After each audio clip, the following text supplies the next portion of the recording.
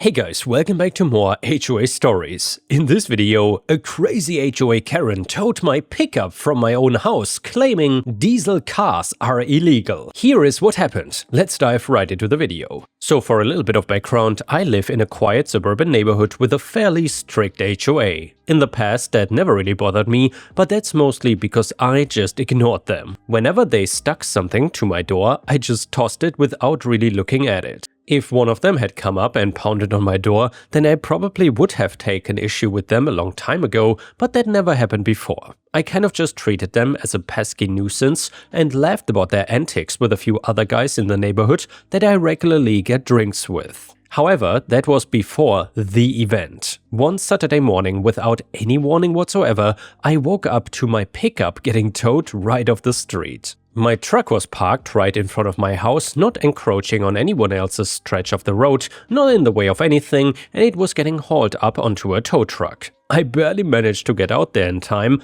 half-dressed, and asked what the hell they were doing. They were just about to pull away when I caught them, and the tow truck driver looked downright shocked. Granted, they may have been because I had barely managed to put a shirt on and probably looked like a madman. However, after a very few confused minutes, I eventually figured out that this was not a misunderstanding at all. Apparently, someone else had called him and asked to have their truck towed away because it was not starting. That is right, someone had impersonated me and called for my truck to get towed away right out from under my nose. To be honest, I think they even planned out the part about me being asleep when it happened. As I soon came to discover, the perpetrator had been watching me closely for quite a while, so I have no doubt whatsoever that she knew exactly what my schedule was and when she could steal my truck while I was asleep. Unfortunately, the tow truck driver had only been given my address, so I didn't have a lead straight to whoever had perpetrated this. They also gave him a name which sounded kind of fake to me, but at least I knew it was a woman. If you can believe it, the fake first name was Karen, so part of me wondered if this was someone messing around and trying to play a prank on me. My truck saved, I decided to park it in the garage and then went back inside to try to get ready for my day.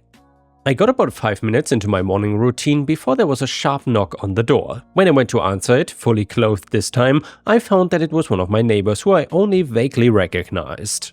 I thought she had been one of the harpies that went on and on about their HOA stuff, but I was not entirely sure.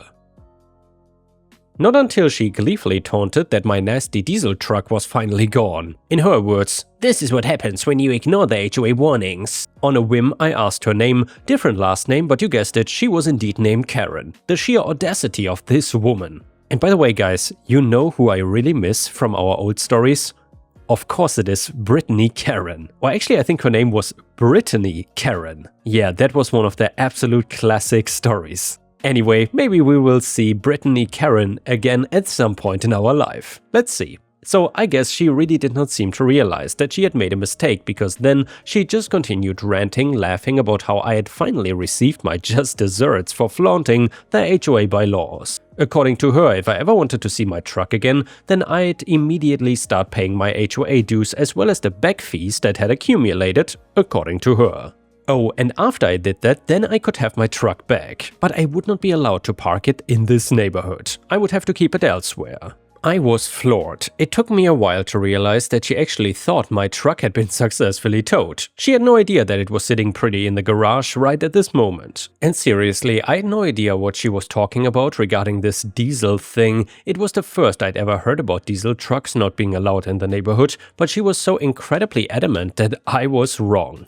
Maybe it had been the subject of one of those notices they tried to stick on my front door, who knows. Now, I could have let her walk away thinking that she had won, but I just had to see the look on her face when she realized that my truck had not been dragged off after all, and therefore when she threw a few more taunts at me and left, I headed straight to my garage and opened the door. Just as I had hoped, she hadn't quite reached her own house when she turned back to look at the noise, and she got an eyeful of my pristine truck. Then, just for good measure, I hopped it and decided to take a quick jaunt down to the store, making sure to drive right past her on my way. It was a bit childish, I'll be the first to admit it, but damn, it felt good to see her jaw drop open like that. She tried to yell something after me, but by the time she found her tongue, I was already long gone and all I could hear was her incoherent screeching. Part of me hoped that maybe she had learned her lesson and backed down, but deep down I knew better than to expect that. I'd met Karen's type before, and they were the sort to always come back for more, especially if they'd been humiliated, and sure enough,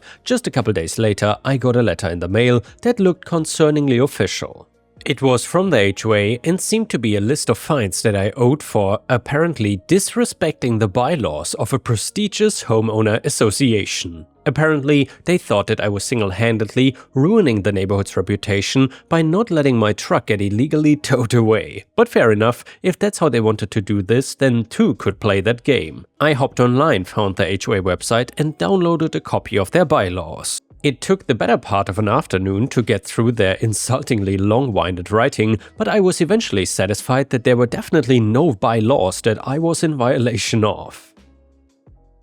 Once I was clear on that point, then the obvious next step was to escalate things. I could have just sat back and watched as the HOA embarrassed themselves even further, but I was not gonna be happy until they knew they lost. As such, I browsed around for lawyers and searched for someone who specialized in this sort of suburban nonsense. It was easier than I expected, so I assume that people like Karen have been causing serious problems for enough neighbors like me to make a viable career out of arbitrating such disputes. When I got in touch with the lawyer, she pretty much confirmed everything I thought. It would be a good idea to collect as much evidence as I could of my neighbor trying to unlawfully intimidate me into giving money. In particular, if I had evidence of her trying to tow my car, then my lawyer said that criminal charges might even be on the table. I hadn't considered that angle up to this point, and to be honest, I was not sure if I wanted to escalate things like that. After all, I had foiled the attempt and it had really just ended up being irritating at worst. Getting in trouble with the law could ruin someone's life, so I was not eager to call in the cops and have them sort things out. At least that's how I felt until Karen made another attempt to get my car towed. And this time she was much more successful. While I was out on a jog, I came back to find my truck gone without a trace. I'd only been gone about half an hour, so Karen must have timed it pretty precisely. I may sound calm about it now, but I was absolutely livid at the time. Pissed beyond belief, I called the non-emergency line to report that my truck had been stolen. They wanted me to come in and fill out some paperwork, which I happily did. As I found out later, Karen did not actually call in a tow truck driver this time. I guess she thought that might just fail, so instead she went and rented a whole tow truck herself ahead of time, waited for me to be out of the house and then quickly stole my truck during her window of opportunity. It was actually kind of impressive. It's just a shame that she applied all that planning and patience to such pointless pettiness. Immediately after going to the police, I went to my lawyer and told her about the latest developments. She was absolutely over the moon. She said this case just went from a 50-50 to a slam dunk, and she was gonna fight tooth and nail to make sure I got every single cent I could, not to mention that she would get my truck back pronto. Honestly, I'm a little afraid of her. I really wouldn't want to be on my lawyer's bad side, and I'm very glad that she represented my case. Needless to say, she found out that this was not actually the first time that my HOA got into a bit of legal trouble. There was an unusual number of theft reports from the neighborhood over the years, but many of the investigations went nowhere or got dropped because the victims ended up moving away. We figured that they got fed up with the HOA and just left instead of having to deal with their tyranny. That alone would not have been enough to seal their fate, but as it turns out, they did not do a very good job of hiding my truck.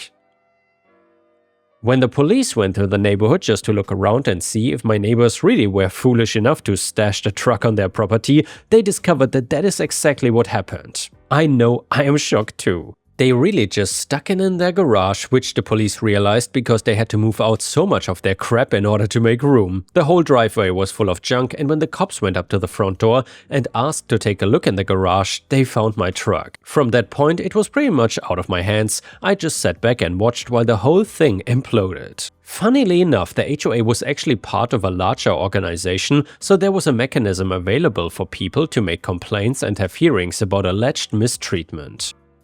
At my lawyer's urging, that is exactly what I did, focusing on the harassment, the attempted theft of my truck, and then the actual theft. Frankly, I did not expect all that much from the complaint. I figured that the whole organization was probably full of Karen's type, but I ended up pleasantly surprised. I actually got a letter deeply apologizing for her behavior and stating that she would be removed from her position immediately. Part of that is probably because they were so embarrassed by the footage, but I think they might have caught wind of the criminal proceedings at around the same time, so I'm sure that kicked their butts into high gear. Last I heard, Karen had become a bit of a pariah. I suppose it's hard to keep a stunt like that theft under wraps, so the entire community knew what exactly she had done. I'm sure it also made some of them wonder about other things that had mysteriously gone missing over the years. I wouldn't be surprised if she ended up moving out of the community completely, but that has not happened quite yet, which I know because I regularly see her scowling ferociously when I drive by in my diesel truck. And yeah guys, if you ever had any awful neighbors like this, please feel free to share your stories in the comments because I would love to hear about them. And the next one is another revenge story concerning incredibly awful neighbors. It is titled, "Neighbor was stealing service from my Wi-Fi, so I messed up her business." Some background: I had moved into an apartment while my home was being renovated. This was around the time Wi-Fi first came out, so I was a bit naive about setting it up and I let the installers do all the work. After a couple months, I noticed my video and download speeds had been reduced to a crawl and that my ping time was in the lower to mid triple-digit range. And yeah guys, that is an absolute nightmare for sure. Anyway, several calls and a single service visit later, I found out that at least one of my neighbors had tapped into my Wi-Fi. Onto the revenge, I changed the name of my router to badge357 and changed the password to a randomized character string of maximum length. My net speed went back to normal and my ping time came back down to the low to mid double-digit range. I was in the rental office soon thereafter, paying rent when one of my neighbors, a cute 20-something brunette, came in and started complaining about how the cops had shut down her internet connection. When I asked what made her think that, she said that the cops had posted the badge number. When I asked why they would shut her down, she said she was running an adult webcam service, completely legal, but somewhat explicit. What someone does to make money is no concern of mine as long as they don't steal from me in the process. Anyway, I told her that my service was just fine, so she started the whole bat the eyes and wiggle the tush routine and suggested in a real sweet seductive voice that I could allow her to tap into my service in exchange for, let's just say, favors. Nudge nudge, wink wink, say no more. Sure, I said. My router is badge357 and my password is You ruined my business. I have clients depending on me and blah blah blah. I just smiled, picked up the receipt for my rent payment and walked away. I think she eventually got her own service because I've never heard from her again, although the cold icy looks she gave me as we passed in the parking lot were somewhat amusing. And yeah guys, let me tell you, stealing someone's Wi-Fi is never a good idea. Anyway, the next one is a super satisfying malicious compliance story that is titled, "I should cancel on my end?" Well, no problem. So I booked accommodation 2 months in advance for St. Patrick's weekend in Dublin. It was a fairly ancient B&B, but for 115 euros it was a place to sleep and the cheapest option for the busiest weekend of the year in Dublin. It was a one double bed for me and a buddy to share. It was pay on arrival. 3 weeks before the stay, the accommodation manager messaged me on the app I booked the stay on, telling me there's a problem. I can no longer stay and to cancel on my side immediately. No apology, let alone help offered by them. This was followed by multiple phone calls daily, along with text messages in a harassing nature saying that I need to cancel now so I can get my money back. Once again, it was pay on arrival. I did not answer the calls or messages telling me to cancel. Something felt off, so I checked the listing for the night I was supposed to stay, and it just so happens the accommodation had been listed again for double the price. So likely the manager realized that St. Patrick's weekend was a cash grab, maybe not immediately, but at the property manager's request I simply rang up booking.com and told them I would like to cancel my booking. The customer service rep asked why I was canceling, and I explained in detail all the above to her, and things took an unexpected turn for the property manager.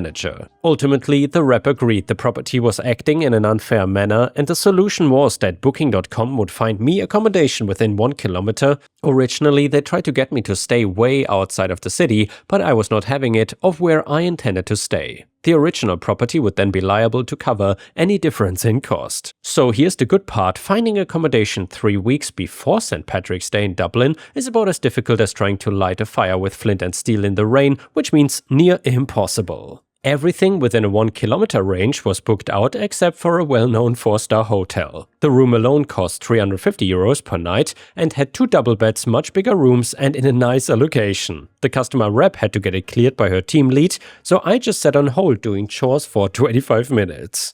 And yeah guys, to be honest, that is also my experience with booking.com. I never had issues there, but I always hear of people that have a lot of problems with websites like Booking or Agoda, so I'm curious, have you ever had any issues with them? Let me know in the comments, I'm really curious. Also, eventually they came back and said it was all signed off on and they would send me a special link. What a treat, I gladly accepted their compromise. This in turn meant the property owner that tried to force me to cancel on my end was now indebted €235 and we got a massive upgrade for the same price we originally had. I had to pay the €350 upfront and had to keep receipts and show proof of payment to the booking partner after our stay, but got my refund of €235 the following week. And now let's move on to the next story. It starts like this. Jumping straight into this, I want to give some background to the story. My grandpa recently passed away due to some illnesses he's been fighting on and off for most of his life. In his passing, he left me his property, which came as a shock to all of us because I certainly was not his favorite grandchild. But that's a story for another time. Anyway, this property is roughly 50 acres, so yes, it's a big deal. Most of the property is lush forest, but in the center of it all sits a house some would consider it to be more of a small mansion than a house, with a long gravel driveway stretching all the way to the main road nearby. As I'm sure you have guessed, this was where he lived before he passed. However, he did not really keep the place in the best of nick, lots of rotting planks and damp walls, etc. So I decided I would slowly but surely put some money into the place and do it up. The potential was massive for it to become something just gorgeous. And then the plan would be to either sell it and share the money across my family, or my parents could move in. I live around 6 miles away, so in my free time I go down and do some work on it. It became one of my favorite hobbies. Anyone who has done up a house will know that although it can be quite tedious, it certainly is satisfying work. So this story begins with a particular weekend in June. This is about 10 months after I had started renovating the place. I was on my way down as usual and noticed that the gate which connected the driveway to the main road was slightly ajar. The lock was loose. I figured that the last time I was there, which was a few days prior, I must have forgotten to lock it and didn't think much of it. Of course, I did slightly worry that someone might have been in and had a snoop around, but I chose to push that thought to the side. On this day, everything was fine and I had another day of renovating. I would like to point out at this point, the house was not a mess or anything. I basically always put everything away in the shed after a day's work and hoovered all the carpets, etc. You will see why this is relevant later. Oh, and also, I did have professionals in too. It was not just me doing this. I would have never gotten the majority of it done in such time otherwise. Moving on, this day happened to be the last before I went on a very long and boring work trip for 2 months. I made sure to lock the gate, but after those months had passed and I was on my way back to the property, I saw the lock was loose again. But this time, as I drove up the driveway, I saw a car parked out the front of the house. I froze. I saw a few lights on in the house and my heart started beating. I could not think of who else had access to the property. My mother keeps the spare key and she lived hours away and has a different car. So I did what every stupid person in a horror movie does. I unlocked the door and walked inside, yelling, "Hello?" I heard quiet voices and then heard footsteps. A man and a woman, both in robes, appeared at the top of the stairs. "Excuse me, what are you doing here? We have rented the place for the whole week," the man demanded. "Sir, this is my property and I most certainly don't rent it out." "What are you doing here?" The couple looked between themselves. "A lady named Karen rented this out to us. Is this really not her property? It did seem a little sketchy that she had to pick the gate lock." I couldn't believe what I was hearing. I got them to call this Karen lady, and within 10 minutes she had arrived. "What seems to be the problem here?" she asked, all smiles. "Who are you and why are you renting out my property?" I asked. Sir, this is my property." "What? You heard me. This is my property." "It most surely is not. Where's your proof?" "Well, I've been renting out the place for the past few weeks. How could I be renting out something that is not mine?" "Past few weeks? Ma'am, you know this is not your property and you've been trespassing and letting others trespass for weeks." "I think we're gonna call the cops. They will sort this." The man from the top of the stairs spoke. "Nope, nonsense. No need." "You two, clear out," Karen demanded, clearly nerved by the threat of the cops, knowing that she had no proof for all of this. After a lot of arguing between the couple and Karen, the pair left and Karen stayed put. "Listen, what's the issue with me renting this place?" she asked, and I now of course knew the real reason. The gate had been ajar the first time I noticed it. "What's the issue?" "The issue is that this is not your property and you had no permission." Well, I'm gonna rent it out anyway. I need the money. Her voice was raising. No, you are absolutely not. Who do you think you are? You have no right to do this. Stop acting so entitled. How dare you? That's the rudest thing I've heard all day. I'm your senior, sir. Don't disrespect me.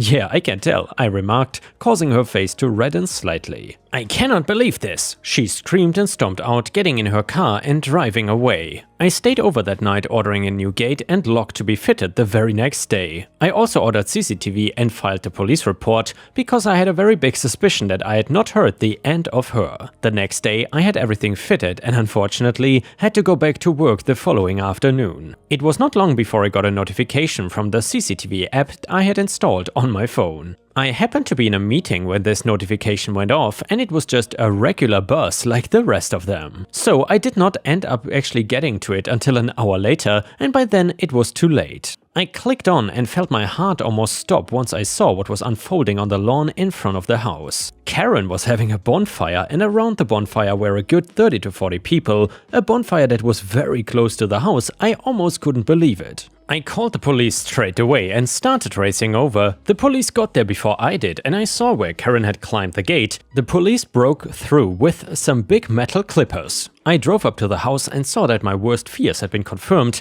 The house was on fire. It turns out the bonfire was certainly too close and must have spread to the house, which is primarily a wooden build with a gust of wind. After getting over the shock of the house partially in flames, I looked around and saw that most of the guests had run away and that Karen was currently in cuffs being detained by 2 officers, one who had a black eye, presumably from her, and there was also a fire truck putting out the flames. "Sir, are you the owner?" one of the officers asked me, kneeling down to my level, as at this point I'd gotten out of the car and collapsed to my knees. I stammered a nod, I barely heard what he said after that. Something about pressing charges, that they would punish this lady and get my statement after the fire was sorted with. So that is what happened. The fire was put out, a very large chunk of the house was gone or deteriorating. I could tell I would need new beams all over and a new roof at the very least. "Sir, I know this is hard, but this is my property!" I suddenly heard Karen scream from where she was being held. "You!" I yelled as I stormed over to her. "You did this! How could you? I wanted to have a bonfire, and hey, if it meant destroying your hard work in the process, what's the issue?"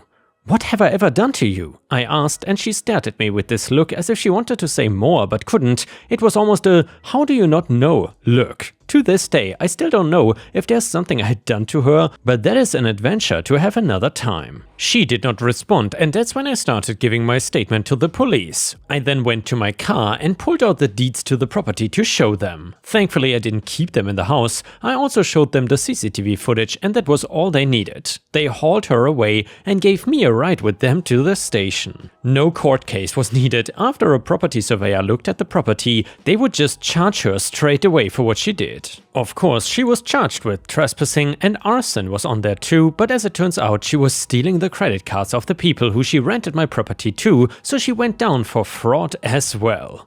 If you are wondering how she managed to get a key for the door, I still have no idea. She didn't say how and just kept insisting it was her property. Part of me thinks there might be more to this story. Either way, she got 15 years in prison for the listed above. The property surveyor finalized that over $1 million of damages had been done, so of course that fine went straight to her. They also added a few $100,000 on top for the labor it will take to repair the place. I'm sure she will be spending the rest of her life, once out of prison, trying to pay that back. All this happened a few months ago, so of course the house is not fully fixed yet. We have decided not to sell the place. We feel like it would be giving her what she wanted if we do, in a weird way. I'm still weirded out by the whole situation, and I'm glad she got what she deserved, but I of course still wish that none of this ever happened in the first place. All I can hope is that after those 15 years, she does not come back, but something tells me I might not be so lucky. And here guys, before we end the video, we will read one last funny story from r/petty revenge, and it is titled "Got My Boss to Finally Pay Me My Way." So, a few decades ago, my first paycheck job at 13 years old